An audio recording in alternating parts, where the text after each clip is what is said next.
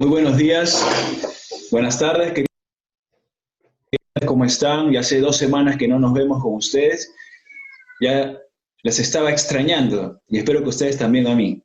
Bien, Dios sabe por qué razón, por qué motivos, tal vez no nos hemos podido encontrar. Yo espero, pido a Dios siempre por los alumnos, espero que se encuentren bien. Si estás pasando alguna dificultad, ánimo, reza, pide al Señor que te conceda paciencia. En estos tiempos es difícil.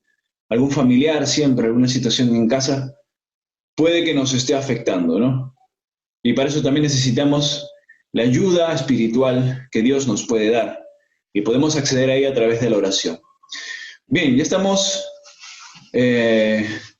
vamos a recuperar un poco el ritmo que teníamos. Vamos a realizar la 13ª lección, estamos ya a julio 13. Mira, 13ª lección, lunes 13. Por algo será. Entonces, empezamos siempre nuestra clase con una oración, como la vez pasada, el Padre Nuestro. Todos en casa, en el nombre del Padre, del Hijo, del Espíritu Santo. Amén. Padre nuestro que estás en el cielo, santificado sea tu nombre. Venga a nosotros tu reino, hágase tu voluntad en la tierra como en el cielo. Danos hoy nuestro pan de cada día y perdona nuestras ofensas, como también nosotros perdonamos a los que nos ofenden. Y no nos dejes caer en la tentación. Líbranos del mal. Amén. Con esta oración le pedimos a Dios que nos ayude en este día a empezar nuestra clase. Bien, el día de hoy vamos a ver una cosa muy bonita y muy interesante. Nos hacemos unas preguntas, como este niño que aparece aquí. Yo les hago las preguntas. ¿Dónde nació Jesús? Ustedes lo saben porque ustedes son muy inteligentes. ¿Cómo se llamaban sus padres? Ustedes también lo saben. ¿A qué edad murió Jesús? ¿Alguno lo sabrá también? ¿Cómo se llamaban sus discípulos? ¿Quién bautizó a Jesús? ¿Cómo se llamaban los magos que adoraron al niño Jesús? ¿Y dónde podemos nosotros encontrar toda esta información, chicos? ¿Dónde nació Jesús? En Belén, ¿verdad? ¿A qué edad murió Jesús? A los 33 años. ¿Cómo se llamaban sus discípulos? Bueno, de los 12 discípulos, sabemos el nombre de algunos, ¿no? Pedro. ¿Quién bautizó a Jesús? Juan el Bautista. ¿Cómo se llamaban los magos que adoraron a Jesús? Bueno, Gaspar, Melchor y Baltasar. ¿Y cómo es que nosotros sabemos esta información? Esta información que ustedes también saben en casa, que ustedes la dominan. ¿Cómo la sabemos? Pues por los evangelios, ¿no? Por la escritura. Si no tuviésemos acceso a la escritura, si no hubiese una Biblia, no sabríamos todas estas respuestas. Toda la información que nosotros tenemos respecto, por ejemplo, estas preguntas, derivan de nuestra escritura. ¿Bien? Ahí está. Esta jovencita sabe muy bien de dónde viene esta información. Entonces, es importantísimo reconocer el valor de la escritura. Por eso, nuestro propósito en la clase de hoy, que tendrás que escribirlo también en tu cuaderno, es reconocer en los evangelios la puerta de acceso al misterio de la vida de Cristo. Y el título es La importancia de los evangelios. Vamos a leer esta lectura de Lucas 1, que nos va a orientar justamente, tomando parte de nuestra escritura, nos va a orientar respecto al tema de hoy. Dice así, lean en casa. Muchos han tratado de relatar, esto es del Evangelio, han tratado de relatar ordenadamente los acontecimientos que se cumplieron entre nosotros, tal como nos fueron transmitidos por aquellos que han sido desde el comienzo testigos oculares y servidores de la palabra. Por eso, después de informarme cuidadosamente de todo, desde los orígenes, yo también he decidido escribir para ti, excelentísimo Teófilo, un relato ordenado a fin de que conozcas bien la solidez de las enseñanzas que has recibido. ¿Y qué nos dice Lucas a través de esta pequeña lectura? Bueno, vamos a analizar brevemente esto que dice Lucas.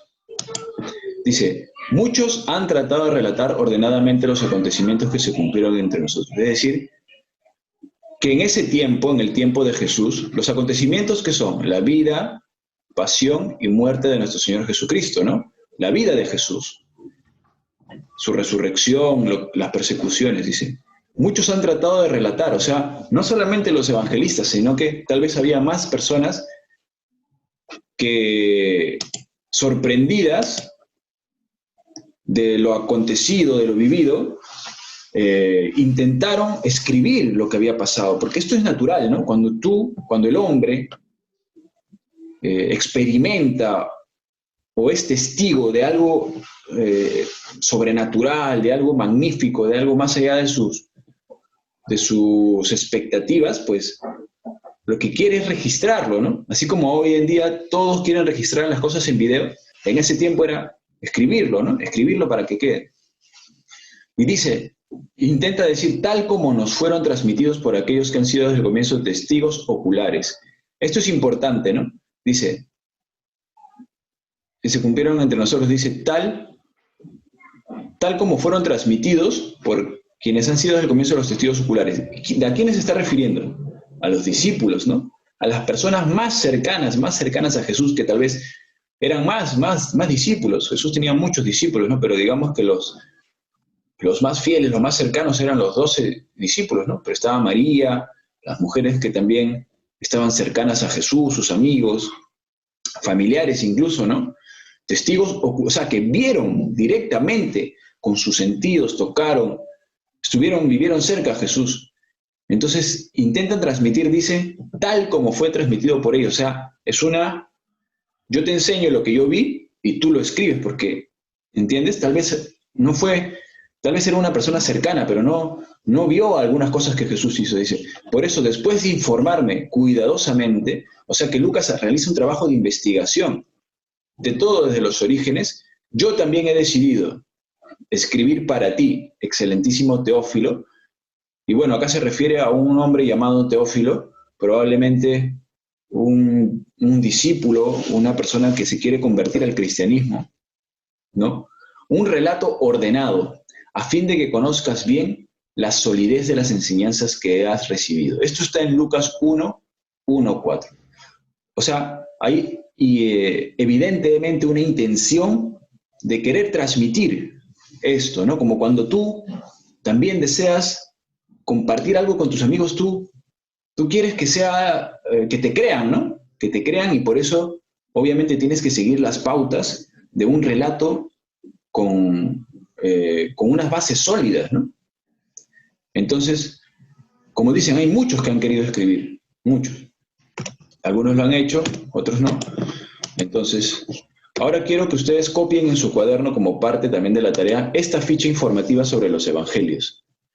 ¿De acuerdo? Aquí están los 4 evangelios, Mateo, Marcos, Lucas, que acabamos de leer, y Juan. ¿Ve? El autor es un discípulo de Jesús. Mateo es un discípulo cercano de Jesús. Aquí está la cita bíblica. Ustedes también podrán buscarlo y podrán verificar la fecha en la que fue escrito, hacia el año 85 después de Cristo. Destinatarios, cristianos procedentes, dice, del judaísmo. Lugar, Antioquía. Busquen su mapa, ahí está Antioquía. Símbolo el hombre, ¿no? Los evangelistas son representados con símbolos ya. Esto es posterior a lo escrito, ¿no? Bueno, son simplemente un dato adicional, ¿no? Marcos, luego está el evangelista Marcos, Juan Marcos, aquí aparece en Hechos de los Apóstoles también, ¿no? Una cita referente a él, escrito hacia el año 70, ¿no? Creo que es el más antiguo, ¿ve? El evangelio escrito es más antiguo, el de Marcos. Cristianos procedentes del paganismo, o sea, tienen un destinatario, ellos escriben para todos, es verdad, pero con un público en específico, por así decirlo, ¿no? El lugar, Roma, el símbolo es el león, a Marcos se le representa con el león.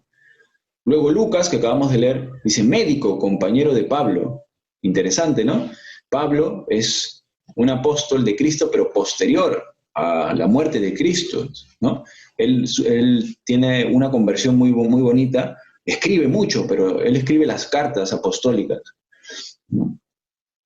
Compañero de Pablo, dice, escribió hacia el año 85 aproximadamente, igual que Mateo. Cristianos procedentes del paganismo. Grecia, ¿ve? Y en diferentes lugares, ¿no? En diferentes lugares. Representado por el toro. Y Juan, discípulo de Jesús, ¿no? Tenemos probablemente tres personas totalmente cercanas a Jesús, ¿no? Juan, el discípulo amado de Jesús, dice que escribió hacia el año 95, más tarde, 10 años después, cristianos procedentes del paganismo y judaísmo. Éfeso, el signo es el águila. Y este también es una tabla que yo deseo también que ustedes la vean, ¿no? No está muy claro, pero sí se logra leer. También es un esquema, ¿no? Serán llamados los evangelios sinópticos. Sinópticos quiere decir que son los más importantes, además, acá tiene una definición, ¿no? Se llaman así por sus numerosas semejanzas, la forma de escribir, los temas que resaltan, o sea, que coinciden, ¿no? O sea, se comparan los evangelios, luego de haber sido escritos, y dices, oye, se parecen, o sea, que hay una veracidad, de alguna manera, una coincidencia en los hechos, ¿no? Mateo, Marcos y Lucas, ¿no? Entonces ahí está, ¿a quién se dirige, no? Antiguos paganos, paganos convertidos al pueblo de Israel, judíos cristianizados, sufrían persecuciones. Por eso presentan a Jesús, la forma en cómo presentan a Jesús en sus evangelios, ¿no? Y como un evangelio, digamos, no sinóptico, aparte está el de el de San Juan, ¿no? Cristiano de origen heleno, ¿ves? Él como que va más ya a la evangelización ya de los no judíos. Presenta a Jesús perseguido por romanos, el enviado de Dios, quien nos habla a sí mismo, la vida eterna, ¿verdad? Bien, entonces, de cara a esto, muchachos, es como unas pautas, un acercamiento a conocer la importancia de los evangelios, su importancia histórica, cómo fueron redactados, en qué año, quiénes eran las personas que lo hicieron y por qué lo hicieron, pues ese es un poco el propósito de esta lección. Entonces yo deseo que realicen estas tareas para el día de hoy, más tardar mañana, porque ustedes han tenido buen tiempo de descanso de religión, así que ya pues lo hacen simplemente en su casa. Copia en tu cuaderno los esquemas, los cuadros de los evangelios, o sea, este cuadro y este cuadro lo copias bonito, sencillo, y lo pones en tu cuaderno. Luego respondes, ¿para qué me sirve conocer los evangelios? ¿No? Acá dicen, ¿no? Dicen cosas, la vida de Jesús, todo lo que nos ha enseñado, ¿no? ¿Para qué te sirve conocer los evangelios? Y luego escribe un compromiso de leer frecuentemente los evangelios y vivenciar las virtudes que Jesús nos enseña en los evangelios.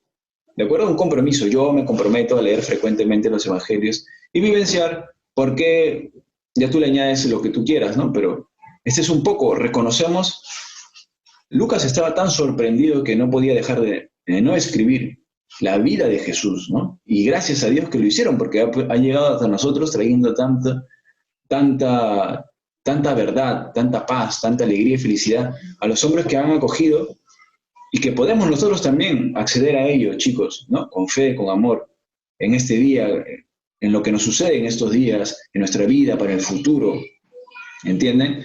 No olviden eso, Jesús nos ama, lo que han querido, Jesús nos ama, ha dado su vida por nosotros, eso es lo que ha querido transmitir, que Dios ha enviado a su Hijo por amor a nosotros, ¿de acuerdo?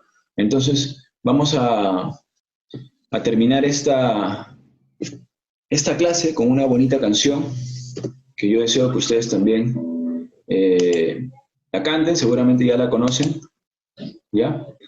Y dice así.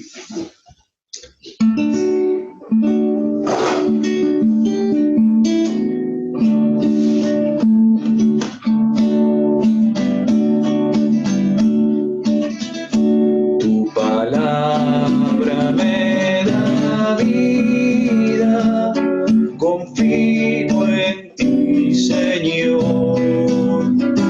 Tu palabra es eterna, en ella esperaré. Dichoso el que con vida y lo busca. La vida, confío en ti, Señor. Tu palabra es eterna, en ella esperaré. Amén. Y que Dios les dé un gusto con ustedes, un gran